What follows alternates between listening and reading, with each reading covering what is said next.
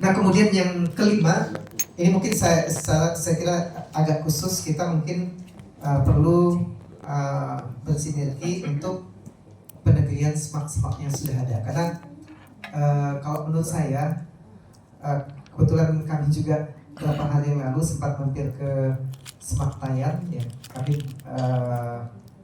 berapa bulan, mungkin di awal tahun yang lalu juga kami pernah sama mampir ke SMAK Bengkayang, ya. Landak belum sempat mampir tapi sudah tutup duluan. Ini kondisinya menurut saya memang perlu diperjuangkan, ya. Karena memang di satu sisi untuk menarik minat siswa itu kita perlu memberikan daya tarik itu salah satunya ya tentunya fasilitasnya. Kemudian proses pembelajarannya bagus dengan guru-guru yang memang fokus di situ, ya. Tapi di sisi lain untuk bisa membuat fasilitas itu kita perlu input mahasiswa yang cukup, ya, karena biayanya kalau swasta kan dari SPP-nya. Nah ini jadi semacam lingkaran setan yang membuat kondisi SMAK ini kalau tidak kita dorong itu bisa jadi semakin terpuruk. Sehingga menurut kami salah satu yang bisa membantu ini adalah penegrian SMAK kita ini. Paling tidak dengan penegrian, memang di awal itu dengan penegrian itu tidak semerta-merta menyelesaikan masalah, ya. Akan banyak memang yang harus kita clearkan. Tapi menurut saya kalau sudah negeri itu relatif tadi untuk peningkatan sarana prasarana saya kira akan jauh lebih mudah karena tidak mengandalkan SPP mahasiswa, ya. Itu akan disupport oleh pemerintah. Kalau di swasta sifatnya bantuan, yang namanya bantuan juga, ya, namanya juga bantuan kan nggak bisa 100%. Tapi kalau dia negeri memang itu tanggung jawab pemerintah untuk membangun fasilitasnya, sehingga saya kira akan menjadi lebih mudah, ya. Nah tinggal kalau misalnya fasilitasnya sudah dibantu, kemudian guru-gurunya berstatus pegawai negeri, saya kira tidak ada alasan lagi kalau ada statusnya pegawai negeri dia harus mengajar di tempat lain, karena kalau swasta kan mungkin dengan honor yang terbatas ya mereka juga harus mengajar di tempat lain, ya. Dan kadang-kadang juga mengajar di tempat lain ini supaya punya tiket untuk bisa mendaftar di pegawai negeri atau P3K. Itu kan jadi problem sendiri, ya. Nah ketika guru tidak fokus ya otomatis kita akan sulit mengawal kualitas ini, ya. Sehingga menurut saya kita harus berjuang SMAK-SMAK yang ada ini kalau bisa kita negerikan. Dan saya kira untuk proses ini kita tidak boleh melepas teman-teman di SMAK ini untuk melakukannya sendiri. Kita harus bersama-sama, ya. Makanya tadi mungkin perlu kerjasama juga baik dari SMAK, walaupun SMAK itu level SMA itu koordinasinya ada di bawah provinsi, mungkin tetap nanti juga menjalin komunikasi dengan kabupaten, dengan para Kasigara di kabupaten supaya proses ini bisa kita lanjutkan. Saya kira mungkin kita fokus di 5 hal ini. Mungkin nanti kita berikan kesempatan mungkin menulisnya ada. Nanti saya dicatat yang 5 poin ini tadi. Pertama promosi lembaga pendidikan itu, yang kedua sosialisasi untuk calon peserta didik, yang ketiga itu peningkatan kualitas proses pembelajarannya, kemudian yang keempat pemberdayaan alumni, yang kelima ini secara khusus untuk proses penegrian SMAK ini, ya. Jadi kita berdiskusi fokus ke 5 hal ini, ya. Jadi sekarang mungkin silakan mungkin 3 orang dulu, ya. Kita buka sesi pertama 3 orang nanti untuk memberikan pendapat, memberikan masukan. Silakan di belakang sudah ada 2. Ada Pak Minggu, Pak Resi, tadi Pak Iskandar. Dua-duanya dari belakang dulu. Kemudian yang ketiga ya 3 orang ya. Oke, silakan. Pak Minggu, Pak Iskandar dan Pak Resi. Silakan. Baik, terima kasih. Saya pakai mic ya, supaya di depan dengar. Baik, terima kasih atas kesempatan. Saya Pak Doni dari Pekayang, Kepala Sekolah Semak Pekayang. Menarik sekali apa yang disampaikan oleh Pak Ketua tadi. Saya coba memberi beberapa catatan tentang poin-poin yang tadi disampaikan. Pertama soal ketimpangan. Betul sekali bahwa di Bimas kita memang terjadi kepincangan. Poin yang pertama, kepincangan menyangkut struktur organisasi, dan yang kedua menyangkut anggaran. Saya kebetulan hampir setiap minggu ada komunikasi ke pusat. Struktur kita memang tidak ada Direktorat Jenderal Pendidikan Katolik. Sementara yang lain ada. Kita hanya punya Direktur Pendidikan, baik pendidikan tinggi, menengah, dan dasar. Lalu politik anggaran. Anggaran kita selama sejarah perjalanan di Bimas Katolik belum pernah sampai angka 1 T. Sementara anggaran tadi disebutkan lebih dari 60 triliun. Pertanyaannya, mengapa itu terjadi? Saya coba diskusi dengan teman-teman. Ketimpangan ini terjadi karena pertama, kita Gereja Katolik, baik itu sebagai sebuah lembaga maupun sebagai anggota umat, itu tidak terlalu menanggapi peraturan pemerintah nomor 55 tahun 2007 yang terbitkan pada hari itu, dan itu baru digerakkan pada tahun 2010 saat Pak Direktur Pendidikan Panatanail datang ke Pekayang. Kebetulan waktu itu saya juga masuk di dalamnya. Artinya apa? Kenapa ketimpangan itu terjadi? Karena struktur organisasi itu disusun, tapi kalau lembaga pendidikan keagamaan yang status negeri tidak ada, termasuk anggaran, saya yakin itulah alasan kenapa ketimpangan itu terjadi. Anggaran di Direktorat Jenderal Bimas Katolik itu 2 tahun lalu 900 miliar. Lalu tahun ini berkurang ya, karena ada beberapa potongan. Jadi maksud saya supaya Bapak Ibu termasuk hierarki gereja juga harus memahami kalau ini berkaitan dengan politik anggaran. Kalau kita mau anggaran di Ditjen Bimas Katolik itu besar, maka satu-satunya jalan kita harus punya lembaga pendidikan negeri. Tadi Pak Ketua mengatakan, betul sekali, kalau swasta itu sifatnya bantuan. Kalau mereka mau kasih, terima. Kalau tidak, juga kita tidak bisa paksa. Tapi kalau itu sudah negeri, itu sudah pasti. Karena itu sudah menjadi satu satker, satu kerja tersendiri, dan anggaran sudah dimasukkan di dalam APBN. Itu alasan kenapa ketimpangan itu terjadi, supaya kita bisa memahami. Kadang-kadang hierarki gereja, mohon maaf ya para pastor, hierarki gereja ini hanya tahu mengkritik. Oh, tidak adil. Tapi kenapa? Ini menyangkut penegrian SMAK. SMAK Pekayang itu sebenarnya 2017 harus sudah negeri. Tapi itu dipending sampai hari ini. Soal alasan nanti saya akan jelaskan, tapi tidak secara terbuka. Tapi saya tahu persis karena saya waktu itu sudah dipanggil oleh Pak Dirjen, Pak Eusebius, untuk diskusi tentang penegrian SMAK Pekayang. Tapi karena berbagai kendala, itu berkaitan dengan hierarki gereja, akhirnya sampai hari ini tidak terjadi. Sementara tahun depan di NTT sana akan ada lagi 2. Yang satu, 3 yang swasta mau dinegrikan, yang satu lagi nanti akan langsung didirikan dengan status negeri. Karena pemerintah, karena gerejanya sangat mendukung. Lalu di Nias, tahun depan juga akan langsung dinegrikan. Karena pemerintah dan gerejanya langsung itu sangat mendukung. Saya kira kita di Pekayang, di Kalbar ini, yang menurut statistik umat Katolik terbesar setelah NTT, kenapa itu kita tidak lakukan? Ini pertanyaan tantangan buat kita semua, supaya kita berpikir kalau kita mau memajukan pendidikan keagamaan di provinsi kita ini. Itu yang pertama ya. Yang kedua soal sinergisitas. Mohon maaf Pak Ketua, saya mau tanya dulu.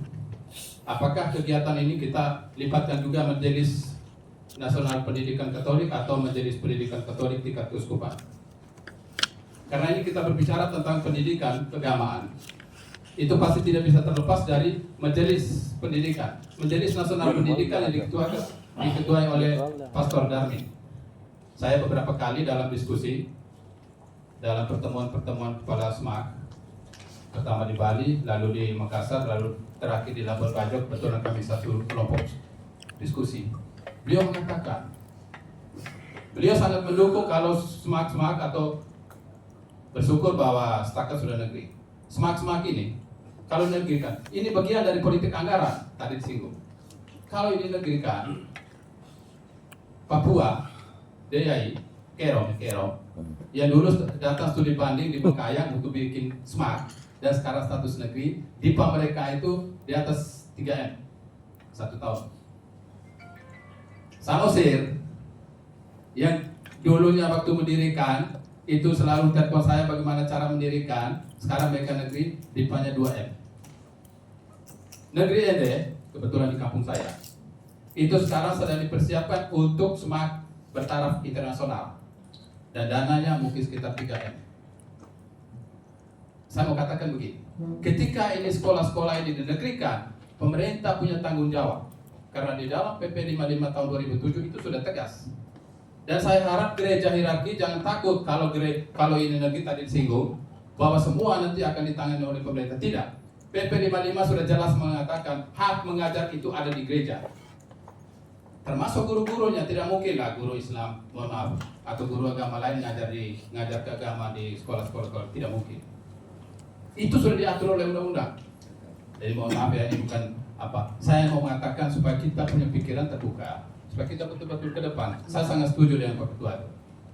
Supaya kita sama-sama membangun sinergisitas untuk meningkatkan status lembaga yang swasta ini supaya bisa negeri. Nah itu, ya. Jadi tolong kalau memang hari ini pertemuan ini belum melibatkan Majelis Pendidikan Katolik, terutama ini konteks provinsi, keuskupan agung kita, tolong nanti ke depan supaya kita diskusi, ajak. Karena itu lembaga resmi, badan resmi di keuskupan, supaya mereka juga bisa memahami situasi dan kondisi ini. Kalau di tingkat pusat KWI itu Pastor Darmin itu beliau sangat mendukung. Itu menyangkut sinergisitas. Yang menyangkut tadi penegrian memang betul, tadi saya sudah singgung. Menyangkut penegrian SMAK ini, kendala kita ini kan soal bagaimana rekomendasi dari Yang Mulia Bapak Uskup, itu saja. Kalau dukungan hierarki itu lancar, saya yakin. Ini pengalaman saya. Kenapa di NTT sana ada negeri? Karena uskupnya langsung ketemu Pak Dirjennya. Pertanyaan sederhana sekali, Pak Dirjen, kapan sekolah saya dinegerikan? Kalau ini terjadi di sini, saya yakin akan sangat mudah. Sekian, terima kasih. Baik, terima kasih Pak Doni atas informasi dan penegasannya terkait dengan topik diskusi kita. Selanjutnya silakan Pak Sukandar. Selamat pagi. Salam damai sejahtera untuk kita. Yang saya hormati Ketua Sekolah Tinggi Agama Katolik Negeri Pontianak beserta jajaran dan Bapak Ibu peserta yang hadir. Saya Pak Sukandar dari Kabupaten Bengkayang. Kebetulan di Dimas Katolik.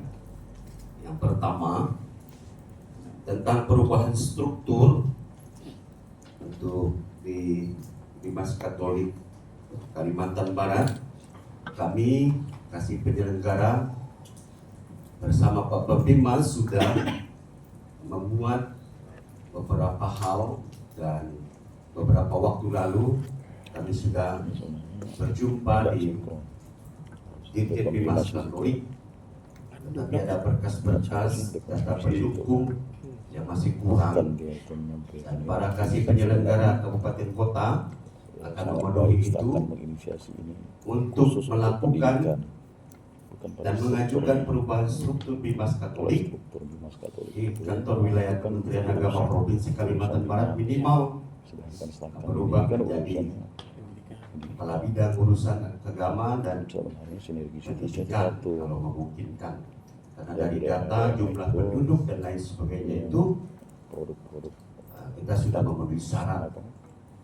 Semua itu harusnya rekomendasi dari direkomendasikan kepala daerah, langsung distartkan. Pak Bupati, Ketua DPRD Ini dan lain sebagainya, tulis itu sudah kami dapatkan.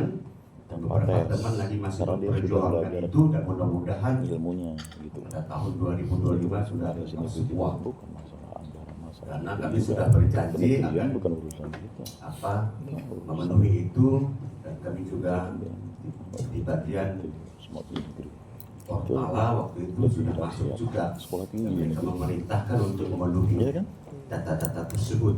Itu informasi Justru inisiasi tentang ini perubahan memang harus struktur Bimas dilakukan Katolik kalau ada anggaran Provinsi disediakan Kalimantan Barat. sangat baik dilakukan setiap tahun biar Kemudian kita tentang FGD promosi terus gitu.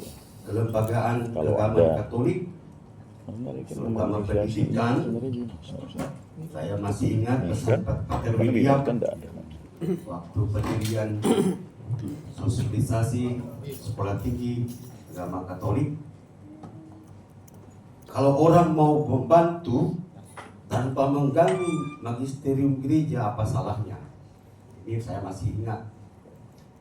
Nah, kemudian saya pikir sosialisasi dengan hierarki gereja ini tetap kita lakukan, karena ada beberapa pastor di kabupaten kota itu suka mempertanyakan, ketika sudah menjadi negeri, dijaminkah bahwa tenaga kependidikan itu tidak ada agama lain?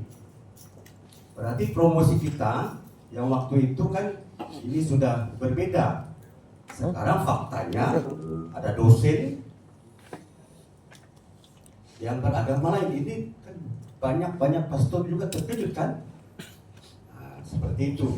Apalagi kalau nanti SMAK negeri, dan baru saya tahu bahwa boleh yang mereka agama lain itu mengajar di situ, bidang studi yang umum seperti itu. Dan sosialisasi ini belum tuntas menurut saya. Kala itu kami selalu mensosialisasikan bahwa kalau SMAK, tadi Pak Domi sudah katakan, otoritas gereja Katolik ketika sudah dinegrikan itu memang porsinya ya itu tidak bisa dijamin begitu. Bahkan teman-teman juga yang lulus di Kementerian Agama mengajar di yang di Singkawang itu tidak diterima di sekolah mereka kan begitu. Itu terjadi. Berarti kan kita tidak mensosialisasikan bahwa tidak boleh yang beragama lain masuk di sekolah kita kalau sudah negeri. Tetapi faktanya bahwa ada yang beragama lain mengajar di sekolah kita kan begitu kalau sudah negeri. Kemudian kami di Kementerian Agama tidak bisa menghentikan ini karena sudah umum kan begitu, sudah negeri kan begitu.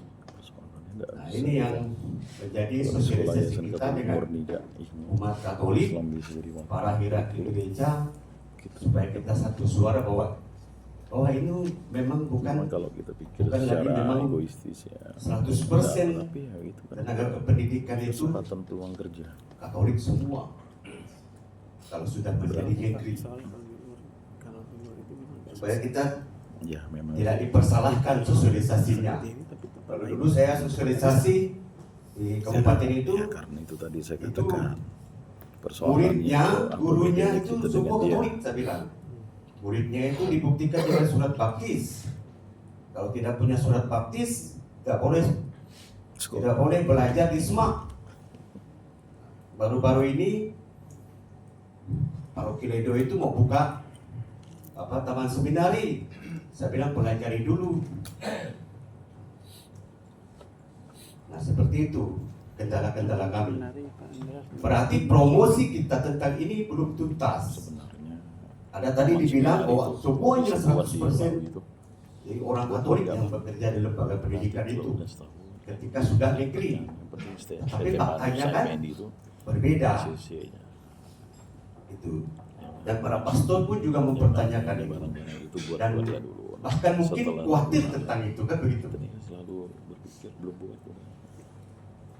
Kemudian tentang beberapa hal tadi, saya pikir kita tetap berjuang untuk kuantitas murid ketika lembaga kita sudah dibuka. Sebenarnya kita nggak perlu khawatir. Karena tidak ada murid kan mau disebut apa? Ketika kita tuh menerima dosen yang beragama, itulah Kemudian ada aturan-aturan yang mengatakan Rubel belajar itu harus secara sekian prinsipnya sekian gitu. itu akan mencederai. Tapi kalau muridnya tidak ada kan, nah ini tetap kita sosialisasikan. Tergantung. Saya pikir kalau sosialisasi promosi itu Bagaimana lewat lagi? paroki, Bukan masalah berapa murid paroki juga. yang ada di Kecuali kabupaten kalau kota kita itu mengutusnya untuk belajar di minta situ surat ya pasti etis. memenuhi syarat. Boleh juga. Tetapi ini kan Tapi paroki-paroki tidak dari menunjukkan dulu. Kementan lebih.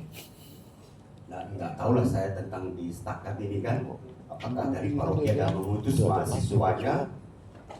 Misalnya dia punya target Pan RB-nya sana. satu paroki 5 orang, Surat dari KUI mengatakan seperti itu kan. ini Kalau sekian paroki di Keuskupan Agung ini kan sudah memenuhi satu kelas. Tapi ini Terima kasih yang aneh juga. karena kuantitas. Ada surat Kalau kita memikirkan kuantitas murid kita dengan mahasiswa ada, ya anggaran juga itu pasti akan meningkat. Terima kasih, mohon maaf. Nah, salam damai sejahtera untuk kita semua. Adil Katalino, Bacura bin Kasaruga, Basengat, Kajubata. harus. Terima kasih Pak Askandar. Istrinya yang ketiga di kesempatan para Pak Tidak boleh. Arsi negara Surat bagus-bagus.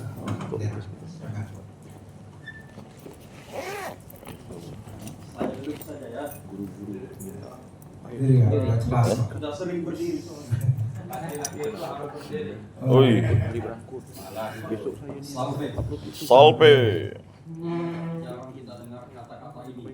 Padahal terutama uskup Indonesia Timur pada saat itu beberapa kali ini mengatakan supaya ini dipromosikan Berdiri biar kuat. sebagai salam Betul nggak kata itu tuh, salve. bro? Berdiri Dosi. Sudah Betul kan? Betul. Berdiri biar kuat.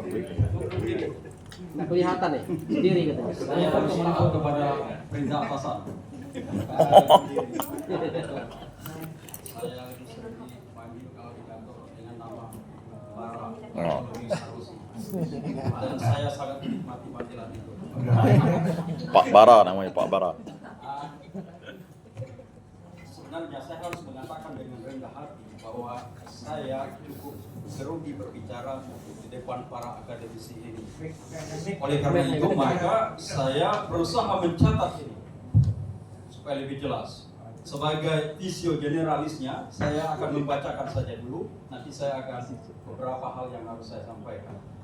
Sukosius nama. Harus diketahui bahwa Direktorat Jenderal Bimbingan Masyarakat Katolik Inset Sulato dalam arti luas adalah representasi dari gereja Katolik yang turut ambil bagian dalam pemerintahan Republik Indonesia dan juga sebagai bagian dari himpunan sosial masyarakat Indonesia.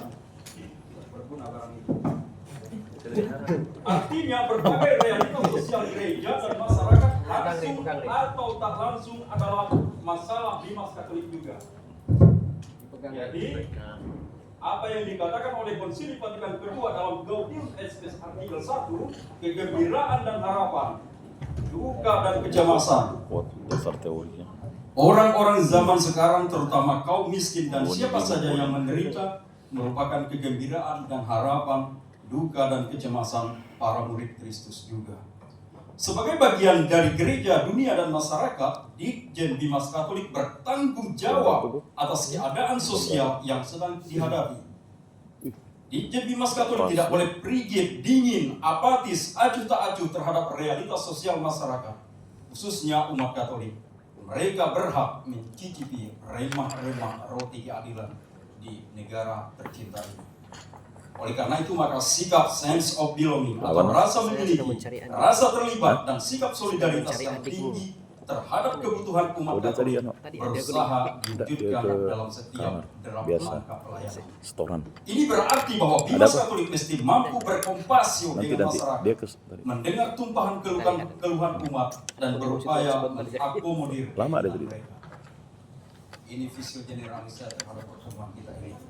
Yang Yang kedua, saya sedikit mengkritisi tema di atas, tetapi dari kemarin saya mau mengkritisinya, tetapi karena sudah diantisipasi oleh ketua panitia bahwa ini adalah nomenklatur di DIPA, maka saya sebenarnya ingin mengurung diri untuk tidak mengkritisi ini. Tapi bagaimanapun saya berusaha untuk memahami apa sebenarnya dari tema ini.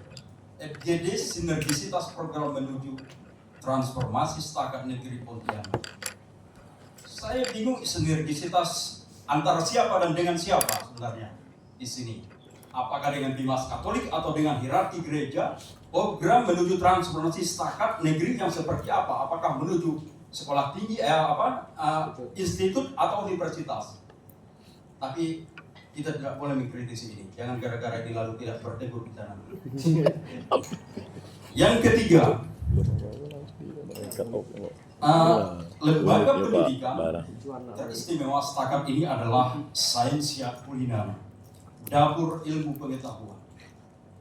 Oleh karena itu, dari sana akan diracik bagaimana berbagai ilmu pengetahuan yang akan dibawakan oleh mahasiswa-mahasiswa yang telah tamat dari sana. Oleh karena itu, maka mereka memang benar-benar diisi dengan berbagai ilmu pengetahuan, baik yang bersifat rohani, sekular maupun ilahi. Untuk itu. Nah, oleh karena itu, maka saya tidak terlalu runtut Pak Ketua, bukan Ketua Panitia, tapi Pak Ketua Setakat, Google Meet. tentang 5 hal itu tadi. Tapi saya lebih hal general saja. Enggak apa-apa. Muncul pertanyaan bagi kita, Quo Vadis, pendidikan keagamaan Katolik di sini. Dan saat ini kita mau berbicara tentang kemana arahnya pendidikan kita. Berbicara tentang arah pendidikan keagamaan Katolik, maka kita tidak bisa terlepas dari hierarki gereja itu sendiri. Seperti yang disampaikan oleh teman-teman saya. Termasuk juga kata kawan saya dari Semak tadi, para pastor proki itu perlu juga kita libatkan dalam hal ini. Para pastor proki. Oleh karena itu, maka hierarki gereja, termasuk juga dewan tadi itu, memang sangat perlu.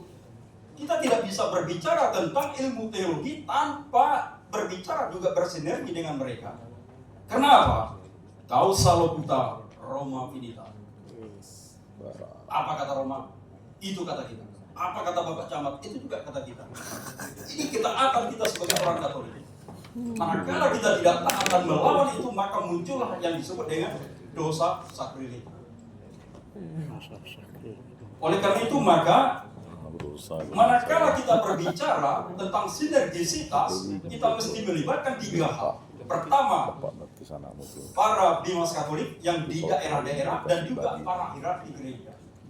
Itu menurut kami. Jadi 3, setakat harus duduk bersama, berbicara dengan para bimas Katolik. Saya juga di Bimas Katolik Kota. Kalau tadi kasih Bimas Katolik Bengkayang, dia katakan kebetulan dia di Bimas Katolik Bengkayang. Kalau saya tidak kebetulan, karena saya dilantik. Dan ada SK-nya. Bantai lah senior. Ini. Abe senior yang kena bantai. Bagaimana maksud kami bahwa abang kita di sanggah kan? kami menyambut baik situasi dan sudah merindukan bagaimana kita duduk bersama antara setakat dengan Bimas Katolik. Kami bincang-bincang tadi dengan saudara moderator di ruang makan.